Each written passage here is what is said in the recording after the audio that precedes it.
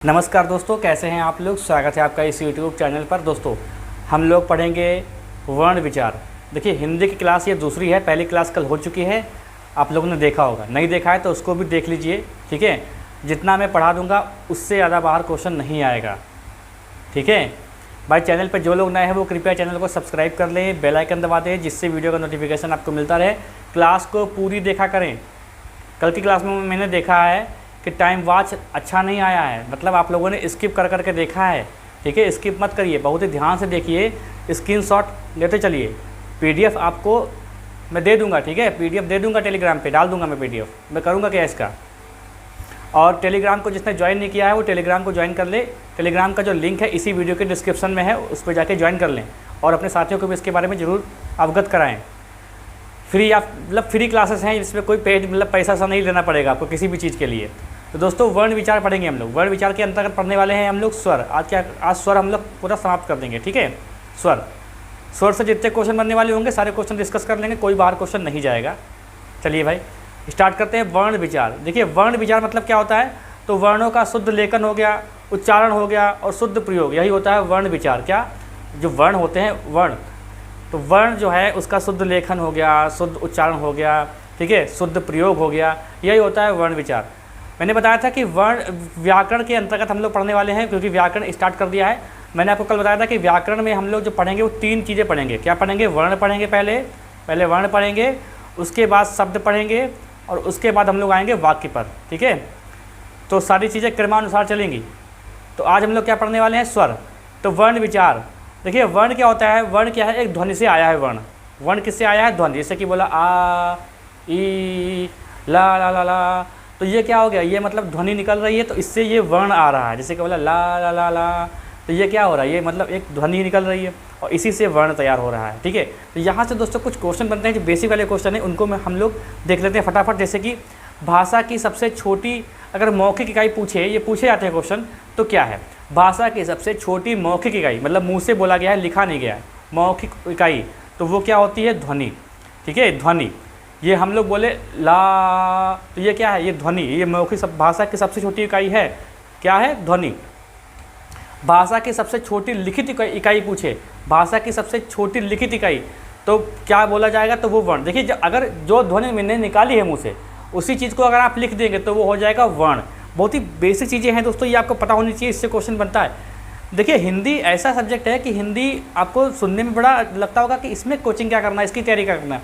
हिंदी में क्वेश्चन गलत बहुत होते हैं, क्योंकि इसमें बड़ा ही मतलब घुमा फिरा के क्वेश्चन देते हैं। हर बार का क्वेश्चन का जो लेवल है वो बदल जाता है। अभी हम लोग जब स्वर पढ़ेंगे तो उसको भी बताऊंगा कैसे कैसे क्वेश्चन पूछा जाएगा और आपसे कैसे गलती हो सकती है। अगर देख लेंगे तो गलत नहीं करेंगे आप लोग। तो भाषा की सबसे छोटी लिखित इकाई क्या होती है, वो होती है वर्ण, ठीक है। भाषा की सबसे छोटी इकाई, भाषा की सबसे छोटी इकाई खाली पूछ ले, मौखिक ना लगा हो, तब भी आपको बताना है वर्ण, ठीक है। अर्थ के आधार पर सबसे छोटी इकाई अर्थ। अब अर्थ क्या है, जैसे मान लीजिए यहाँ पर लिखा हो का, ये क्या है, ये एक वर्ण है, ठीक है। यही लिखा हो कमल, तो ये क्या हो जाएगा, शब्द हो जाएगा। तो यहाँ पर एक अर्थ आ रहा है, तो अर्थ के आधार पर सबसे छोटी इकाई क्या हो जाएगी, वो हो जाएगी शब्द। ध्यान रखेंगे ये क्वेश्चन आता है, ये मतलब अलग से नहीं, ये क्वेश्चन आता है, ये ध्यान रखेंगे। इसमें ये मत सोचेगा कि ये आलतू फालतू का है। भाव या भावार्थ के आधार पर सबसे छोटी इकाई या सबसे बड़ा अंग क्या कहलाता है, वो कहलाता है वाक्य। जैसे कमल खिला है, तो ये वाक्य हो गया, ये इसका भाव आ रहा है। कहा कमल, कमल, कोई आपके सामने कह रहा है कमल कमल कमल, तो आप कहेंगे क्या कमल कमल, तो कोई कहेगा कमल खिला है, तो आपको समझ में आएगा कि हाँ भाव है, ये मतलब भाव समझ में आया है, जिसका मतलब क्या है, ये वाक्य है। समझ गए कि नहीं। तो ये वर्ण विचार का एक छोटा सा पार्ट था।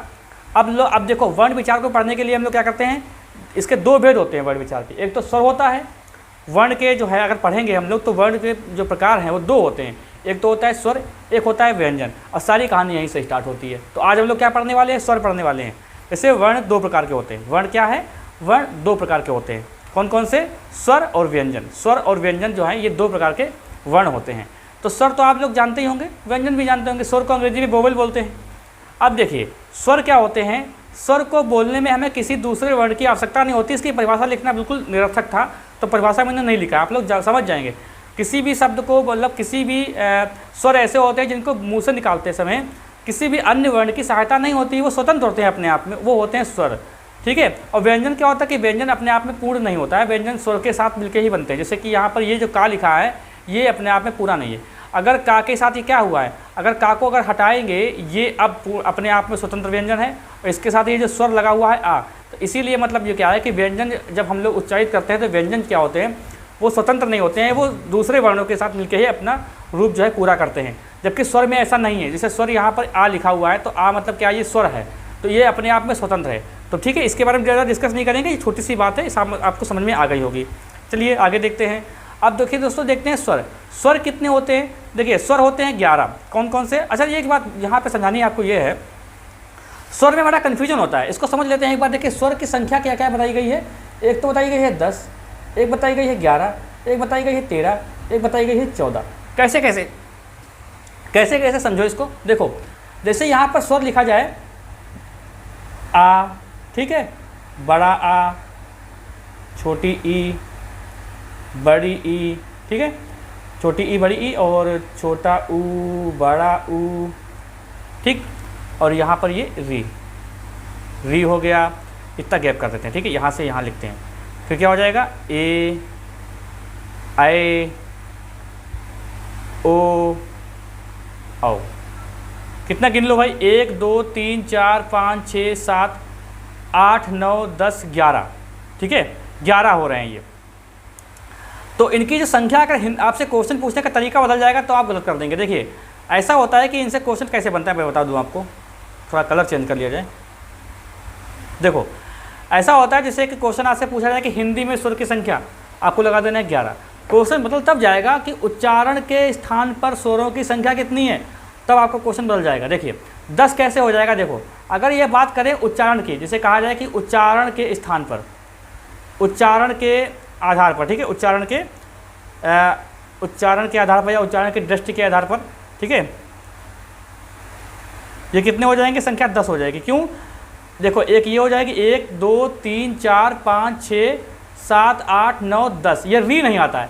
री उच्चारण में, री जब आप उच्चारित करते हैं तो ये इस टाइप से लगता है री, ये लगता है री, या ये लगता है री, तो ये आपको लग ही नहीं रहा है स्वर, इसलिए जो री होता है इसका उच्चारण नहीं कर पाते हैं हम लोग। लेकिन स्वर है ये। कैसे स्वर है? जैसे कि लिखा हो कृपा, ये कृपा लिखा हो, ठीक है, या क्या बोल सकते हैं, कृपा ही याद आ रहा है, कृपा है, कृपालु है, ये इस तरीके से। तो ये जो आप देख रहे हो ना, ये स्वर है दोस्तों, ये स्वर होता है, ये ना कि ये री होता है, ये री वाला नहीं है, ये स्वर होता है, री से रीड वाला, ऋषि वाला, ये स्वर होता है। तो इसीलिए उच्चारण के स्थान पे अगर देखें तो 10 स्वर होते हैं उच्चारण की दृष्टि से, क्योंकि इसका उच्चारण हम लोग नहीं कर पाते हैं। री का अगर उच्चारण करते हैं तो हम लोग इस टाइप से पढ़ते हैं री, ये, इसलिए इसका उच्चारण दोस्तों हम लोग नहीं कर पाते। इसलिए इसकी संख्या कितनी बताई गई है, संख्या इसकी बताई गई है उच्चारण के स्थान पर 10 संख्या। अगर आपसे क्वेश्चन बने कि स्वर कितने होते हैं हिंदी में, तो आपको 11 ही लगाना है, ठीक है, तो 11 लगा देंगे। अब यही बात अगर दोस्तों करते हैं मूल स्वर कितने हैं, मूल स्वर या परंपरा का स्वर, तो ये दोस्तों कितने हो जाते हैं, 13 हो जाते हैं। कितने हो जाते हैं? 13। जैसे ये एक हो जाएगा, ये और एक ये, री और री, तो ये मिला के हो जाएंगे 13। तो ये संस्कृत में होते हैं, संस्कृत में क्वेश्चन बनेगा आपसे, हिंदी में इतना नहीं बनेगा। हिंदी पूछेगा स्वर कितने होते हैं तो आपको 11 लगाना है बस। और यही अगर पूछे कि मात्रा कितनी होती है, ध्यान रखिएगा, ठीक है, मात्रा, यही अगर आपसे पूछे कि मात्रा कितनी होती है, कलर चेंज किया जाए थोड़ा, यही आपसे पूछे कि मात्रा कितनी होती है, तो मात्रा आपको बताना हिंदी में 10। क्यों? क्योंकि देखिए ये जो आ होता है ना, आ को काउंट नहीं करते। क्यों काउंट नहीं करते? सुनो, देखो जैसे मान लो कि लिखा हो ये का लिखा है, तो का आपको बताओ इसमें से कौन सी आपको मात्रा नज़र आ रही है। यही अगर लिखा हो बड़ा का, ये का लिखा हो, तो आपको समझ में आ रहा है कि इसमें बड़ा की मात्रा लगी हुई है, इसमें कौन सी मात्रा लगी हुई है, ये तो अपने आप में पूरा कर रहा है। इसलिए मात्रा की संख्या दोस्तों कितनी होती है? 10 होती है, ठीक है, मात्रा 10 होते हैं, स्वर 11 होते हैं। और अगर उच्चारण के स्थान पे पूछे तो री को हटा देते हैं, 10 माना जाता है, ठीक है। कौन कौन से? आ ये सब माने जाते हैं, और ये जो री होता है इसको उच्चारण के स्थान पे नहीं मानते हैं, ठीक है। लूसन वगैरह में तो री को स्वर ही नहीं माना है, समझ रहे हैं कि नहीं। तो ये कृपा जो लिखा है यहाँ पर, ये स्वर होता है दोस्तों, ये स्वर होता है कृपा, ठीक है।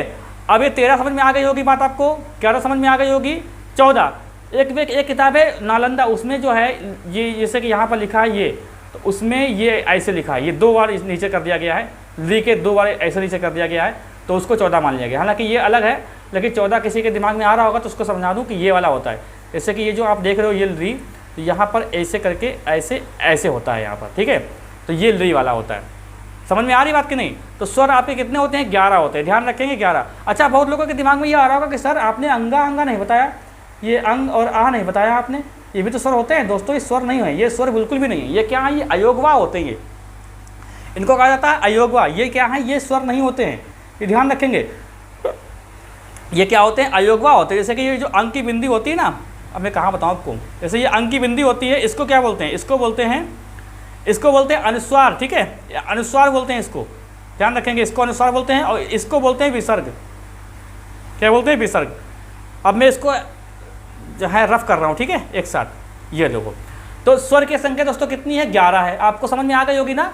हिंदी में क्वेश्चन पूछने का तरीका अगर आप समझ जाएंगे तब क्वेश्चन गलत नहीं होगा, लेकिन अगर तरीका समझ नहीं पा रहे तो आप कंफ्यूज हो जाएंगे। और हिंदी में अक्सर ऐसा होता है, फिर बाद में लोग ऑब्जेक्शन करते हैं, इसका आंसर तो ये होना चाहिए, इसका आंसर तो ये होना चाहिए। अब देखो कि परिभाषा मतलब क्या, कैसे पूछ रहा है वो, ये आपको बहुत जरूरी देखना होगा कि कैसे पूछता है वो, कि वो क्या पूछ रहा है, मूल पूछ रहा है कि मतलब साधारण पूछ रहा है कि उच्चारण के स्थान पर पूछ रहा है। ये आपको ध्यान रखना है। जैसा मैं पढ़ा रहा हूँ बस वैसे आप पढ़ते रहिए, आपसे क्वेश्चन हिंदी में गलत नहीं होगा। आप प्रैक्टिस लगा के देख लेंगे, सारे क्वेश्चन आपके सही होंगे।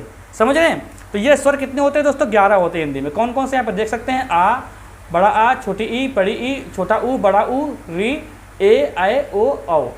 ये अंग और ये आ, ये स्वर नहीं होते हैं, ये आगत स्वर, ये क्या, ये अयोगवा होते हैं। हिंदी में अयोगवा की संख्या कितनी है? 2 लगा देना, ठीक है। बिंदी वाले को अनुस्वार बोलते हैं और ये वाले को बोलते हैं विसर्ग, ठीक है, इसको बोलते हैं विसर्ग। अंग और आ ये स्वर नहीं होते हैं, ध्यान रखेंगे, ठीक है। क्या हम लोग आगे चढ़ें? देखिए अब दोस्तों देखते हैं स्वर का वर्गीकरण। स्वर का हम लोग देखते हैं वर्गीकरण, ये मोबाइल, स्वर का हम लोग देखते हैं वर्गीकरण, ठीक है। देखो उच्चारण व मात्रा के आधार पर स्वर के जो वर्गीकरण है वो 3 प्रकार से होता है, हर्ष स्वर, दीर्घ स्वर और प्लस स्वर।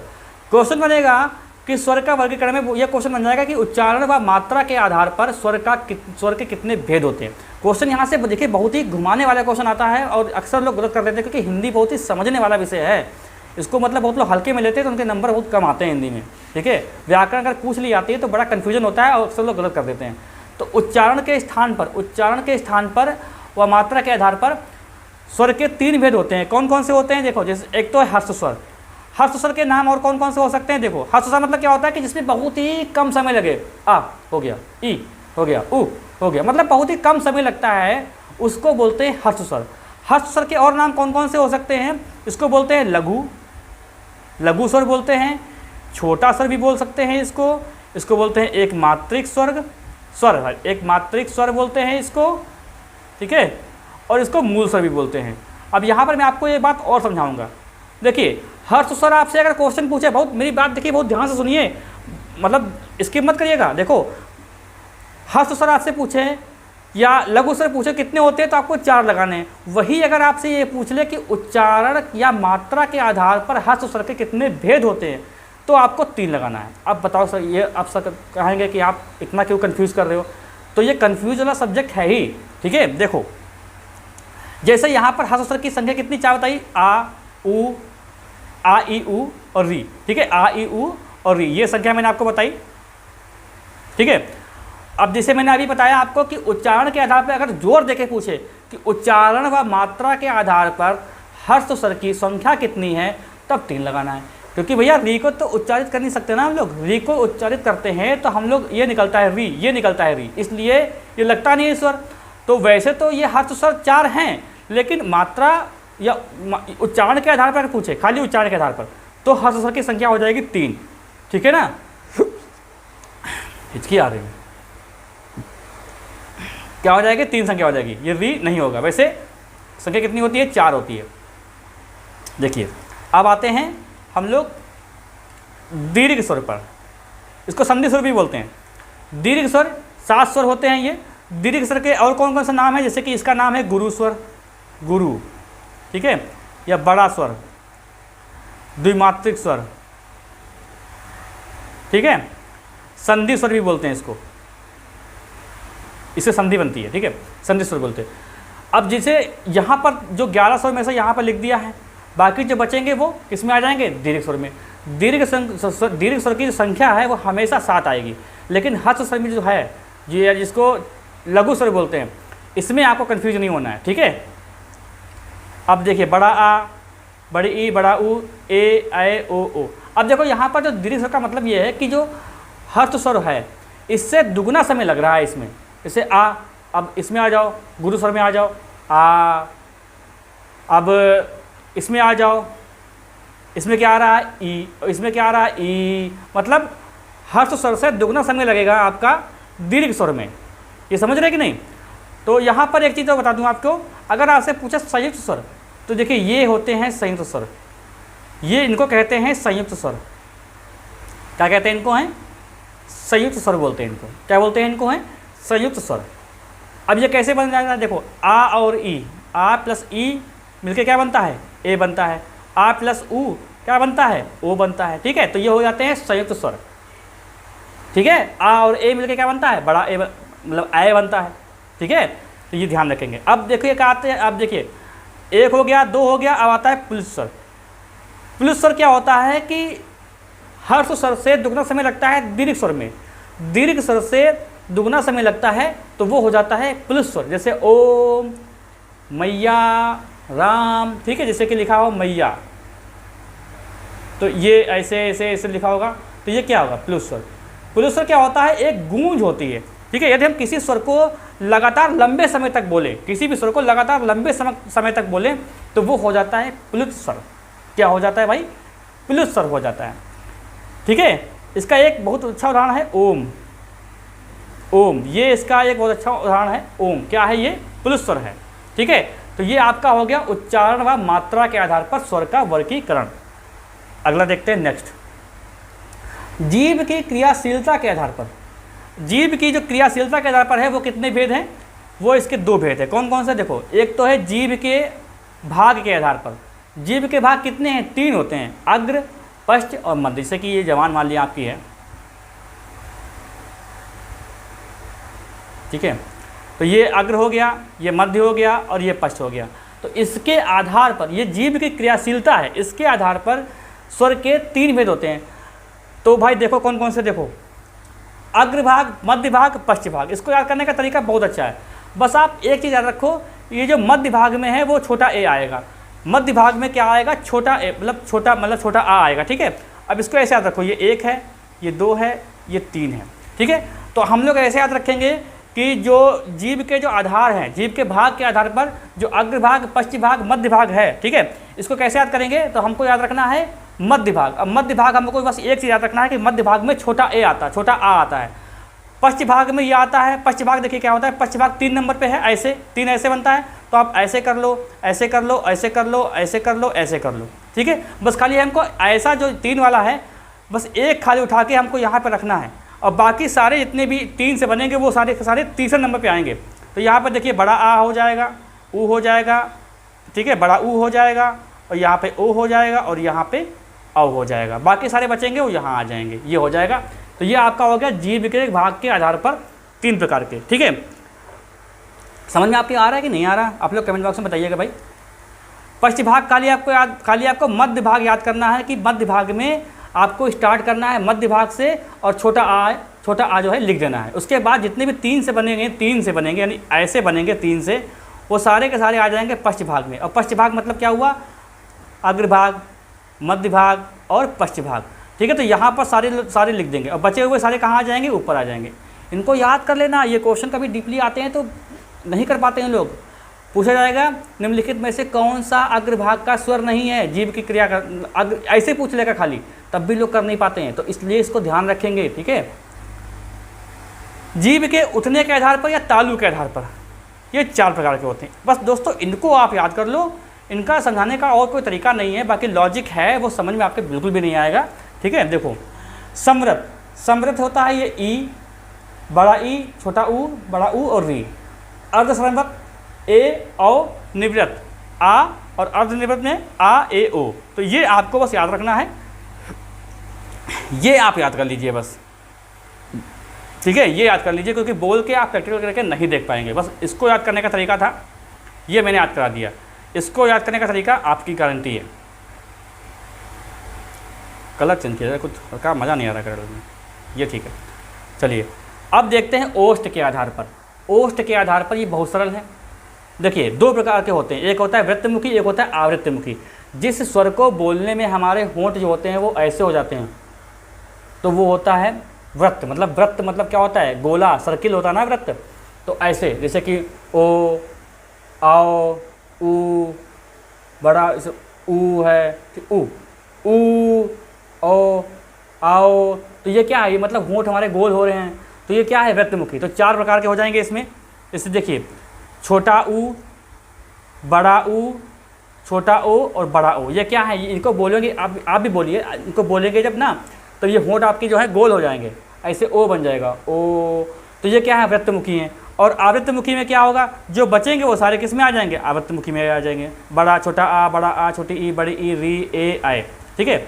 अच्छा, मैंने आपको बताया था, मैंने आपको ये चीज़ नहीं बताई, ये होता है आगस स्वर, ठीक है, आगस स्वर बोलते हैं इसको। इससे बनने वाले जो शब्द होते हैं वो अंग्रेजी में आ जाते हैं, जैसे कि हॉस्पिटल, ये ऐसे हॉस्पिटल, हॉस्पिटल, कॉलेज, ये होता है आगस स्वर, ठीक है। अगर इसको पूछें तो इसको किस में रखते हैं, इसको रखते हैं वृत्तमुखी में, इसको किस में रखते हैं, वृत्तमुखी में, ठीक है। लेकिन ये क्या है, ये विदेशी स्वर है, आगस स्वर है ये, ठीक है। तो ये आपको याद रखना पड़ेगा। ओष्ठ के आधार पर कितने होते हैं, 2। पहले तो आपको याद रखना है कि ओष्ठ के आधार पर कितने प्रकार से होते हैं स्वर, 2 होते हैं। वृत्तमुखी कितने होते हैं, 4 होते हैं। ये बहुत ही मतलब गहराई वाले क्वेश्चन हैं, इनको आप याद रखेंगे तो आपसे कभी क्वेश्चन गलत नहीं होगा, आपका हिंदी में स्कोर अच्छा जाएगा, ठीक है। अब खाली इतना लिखा हुआ प्रश्न में आपके सामने कि वृत्तमुखी स्वर हैं, आपके सामने ऑप्शन आ जाएगा 4, 5, 6 या 2। तो बस इतना खाली लिखा हुआ है, ये क्वेश्चन इतना खतरनाक बन गया है कि आप समझ भी नहीं सकते, ठीक है। और ये आकर्षित करता है कि हमको करो, हमको करो, ये मतलब अपने आप खींचता है कि यार इतना छोटा सा क्वेश्चन है और कर क्यों नहीं रहे हो।